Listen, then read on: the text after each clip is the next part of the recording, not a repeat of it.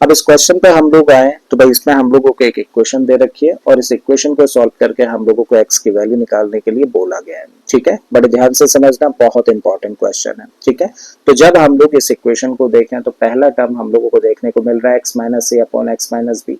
यहाँ पर देखें तो x minus B upon x minus A है। ठीक है, तो यहाँ पे ये जो दो एक्सप्रेशंस हैं ये एक दूसरे का रेसिप्रोकल है।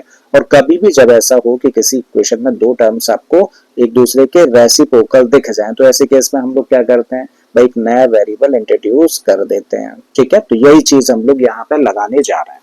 तो हम लोगों ने क्या कर दिया, लेट कर लिया हम लोगों ने कि भाई x माइनस ए अपॉन एक्स माइनस बी किसके बराबर है, y के बराबर है। तो एक नया वेरिएबल इंट्रोड्यूस कर दिया y किसकी जगह पे, x माइनस ए अपॉन एक्स माइनस बी की जगह पर।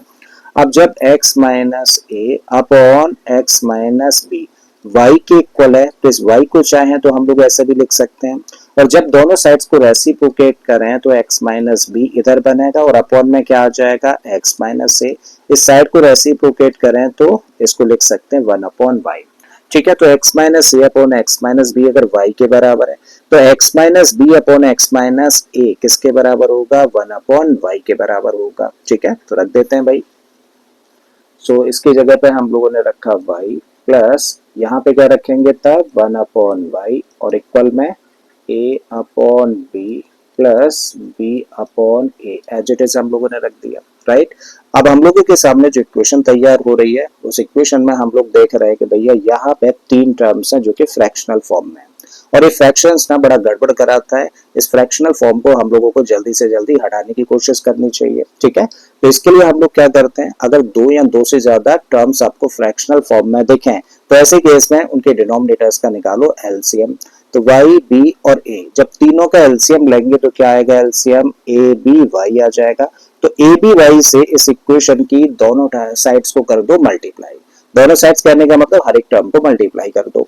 तो ए बी वाई से जब हम लोग इस टर्म को मल्टीप्लाई करेंगे तो क्या बन जाएगा, ये बन जाएगा A B Y square.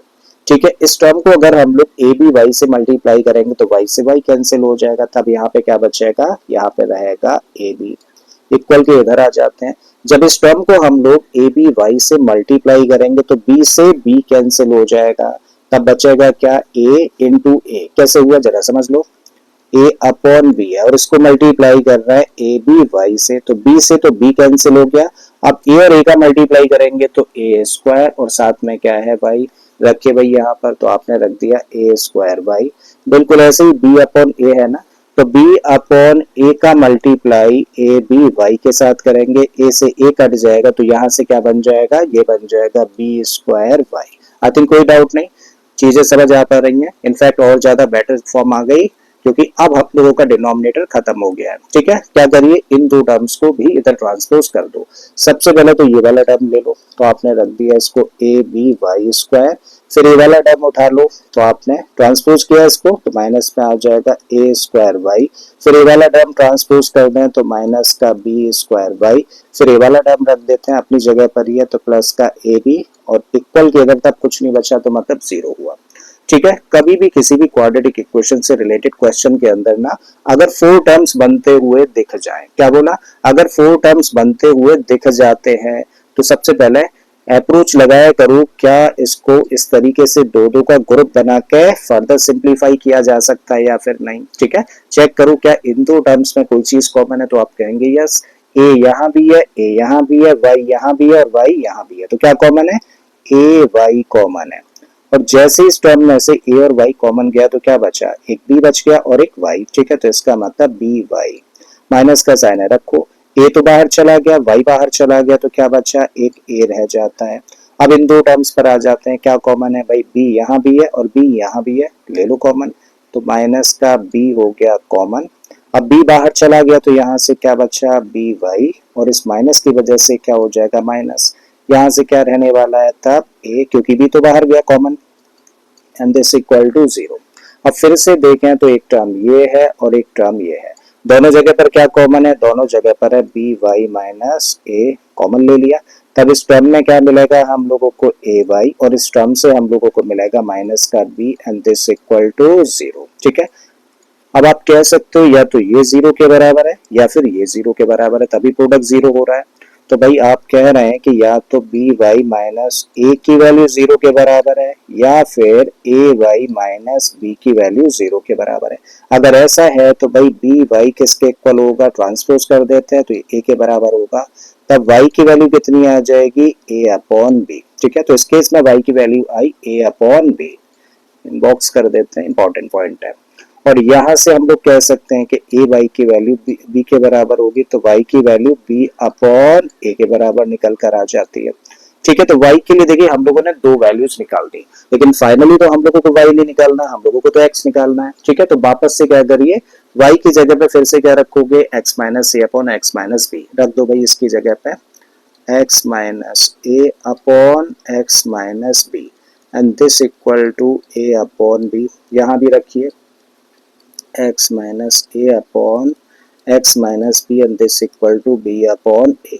Cross multiply कर देते हैं और जैसे ही क्रॉस मल्टीप्लाई करेंगे तो b का मल्टीप्लाई x के साथ होगा तो बन जाएगा bx, b का मल्टीप्लाई a के साथ करेंगे तो माइनस का ab, इक्वल के इधर आ जाते हैं, a का मल्टीप्लाई x के साथ होगा तो बनेगा ax और a का मल्टीप्लाई जब इसके साथ में करेंगे तो माइनस का ab बना। ठीक है, इक्वल के इधर उधर कभी भी अगर सेम साइन के नंबर्स होते हैं तो आपस में कैंसिल हो जाते हैं, तो भाई माइनस ab से माइनस ab हो गया कैंसिल। अब यहाँ पे क्या है, यहाँ पे है bx and this equal to इस साइड में क्या बचा, ax। हमें तो भाई x की वैल्यू निकालनी है और जब x की वैल्यू निकालनी है तो वेरिएबल वाले टर्म्स एक तरफ ही लेके आते हैं, यही चॉइस है हम लोगों के पास में। ठीक है, तो bx अपने प्लेस पर रख दिया, इसको ट्रांसपोज कर रहे हैं तो ये माइनस में आएगा, तब यहाँ पे क्या बचेगा, जीरो। दोनों जगह पर क्या कॉमन है, x कॉमन है, तो बचा क्या, b minus a and this equal to zero. ठीक है, x चाहिए तो इसको कर दो ट्रांसपोज, तो x इक्वल टू कितना हुआ, जीरो अपॉन b माइनस ए। और जीरो को किसी भी नंबर से अगर हम लोग डिवाइड करें तो रिजल्ट क्या आएगा, जीरो ही निकल कर आएगा। तो इस तरीके से यहाँ इस केस में x की वैल्यू कितनी आ गई, जीरो निकल कर आ जाती है। आई थिंक ये बात समझ आ गई है। अगर ये बात समझ आ गई है तो अब बढ़ते हैं इस बात पर।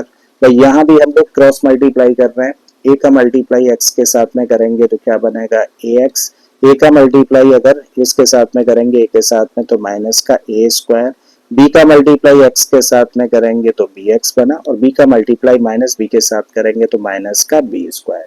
ऐसा करिए, वेरिएबल्स एक तरफ और कांस्टेंट दूसरी तरफ लेकर जाते हैं, तो ये ax है एज इट इज हम लोगों ने रखा, ट्रांसपोज कर रहे हैं तो माइनस का bx। ठीक है, एंड दिस इक्वल टू, ये अपनी जगह पर है माइनस में ही रहेगा, लेकिन इसको ट्रांसपोज करेंगे तो पॉजिटिव हो जाना है। चलिए इसको पहले लिख देते हैं, तो ये हुआ प्लस का a स्क्वायर, ये अपने प्लेस पर है एज इट इज रखते हैं इसको, माइनस का b स्क्वायर। यहाँ पे दो टर्म्स हैं, व्हाट इज कॉमन, भाई आप कहेंगे x कॉमन है, जब x कॉमन लिया तो क्या बचा, a माइनस b। ठीक है, और यहाँ पर क्या है, a square minus b square है।